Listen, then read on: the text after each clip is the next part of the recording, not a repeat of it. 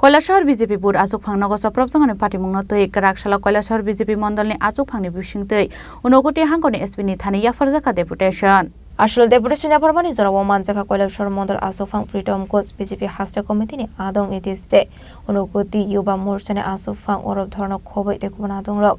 आबाय किनो पार्टी मुंगो रंजाक दंनाय रकना दाक्ति दाक्ति रेस खायसांनानि बागै सालायमुक्ति शाखा 6 তারিখ রাত্রিবেলা আনুমানিক 9টা 9:30টার সময় আমাদের এই হীরাছড়া বুথ সভাপতি আশিস দাস ওনার বাড়িতে আক্রমণ সংঘটিত করে কংগ্রেসের কিছু সমাজদ্রোহী ফারুক আলী, সুলতান আলী, রাজারাম মুন্ডা সহ কিছু গুন্ডা বাহিনী তার বাড়িতে আক্রমণ করে। বিষয়টা হচ্ছে এখানে হীরাছড়া বাগানের জমি দীর্ঘদিন ধরে অধিগ্রহণের একটা সুপরিকল্পিত কল্পনা সেখানে চলছে। এখানে চন্দন দাস ওই এলাকার খুব ভালো ছেলে, সবাই বলছে এই চন্দন দাসের উপর তারা অতর্কিতভাবে আক্রমণ সংঘটিত বাড়িতে ঢুকে মহিলা সহ বাচ্চাদের উপর আক্রমণ সংঘটিত করে এবং পুলিশের সামনেই এয়ারগান দিয়ে গুলি করে চন্দন দাসের চোখের মধ্যে আক্রান্ত হয় এবং পরবর্তী সময় আগরতলা জিবি হাসপাতাল তাকে রাত্রেবেলায় রেফার করা হয় এবং যখন চন্দন দাস আক্রান্ত হয়, যখন তাকে হসপিটাল নিয়ে আসার জন্য রেডি হয়, রাস্তার মধ্যে সেই পুলিশের গাড়িটাকে আটকে দেওয়ার তার চেষ্টা করে। পরবর্তী সময় পুলিশ তাদেরকে সেখান থেকে নিয়ে হাসপাতালে ভর্তি করে তাকে আগরতলা রেফার করা হয়। পরবর্তী সময় যখন তাকে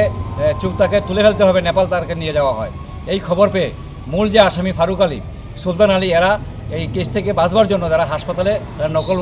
রোগী সেজে সেখানে ভর্তি হয়ে আছে এবং পরের দিন রাত্রেবেলা তারা ওই এলাকাতে গিয়ে এলাকার মানুষগুলিকে হুমকি দিচ্ছে বাড়িঘর ছাড়তে হবে, ভাগতে হবে এবং এলাকার অধিকাংশ প্রায় 8 থেকে 9টা পরিবার হয়ে এলাকা ছেড়ে অন্য জায়গায় চলে গেছেন। আমরা গত 6 তারিখ থেকে ইরানি পিএসের সাথে যোগাযোগ করছে আমাদের মণ্ডল সভাপতি এবং মণ্ডলের আধিকারিকরা এবং পুলিশ মূল আসামিকে সে জায়গায় ধরছে না। গতকালকে আমরা হীরাছড়ায় যাই, ওই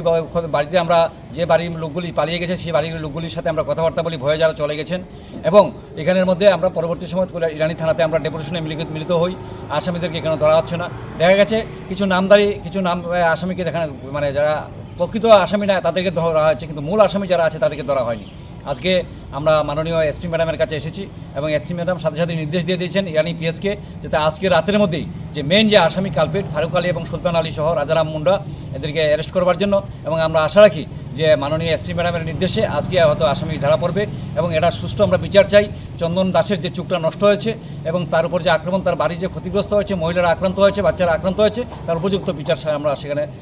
মাননীয় এসপি ম্যাডামের কাছে রেখেছি। পাশাপাশি যে ড্রাগ এবং চোরাপাচার যেগুলি যে কারবারি চলছে আমাদের কৈলাসহরের মধ্যে, সীমান্তের মধ্যে চোরাপাচার চলছে এবং ড্রাগের যে রমরমা ব্যবসা চলছে, সেই আসামিদের অবিলম্বে গ্রেপ্তার করবার জন্য আমরা মাননীয় এসপি ম্যাডামের কাছে আমরা আবেদন রেখেছি। Bureau report, খরাং।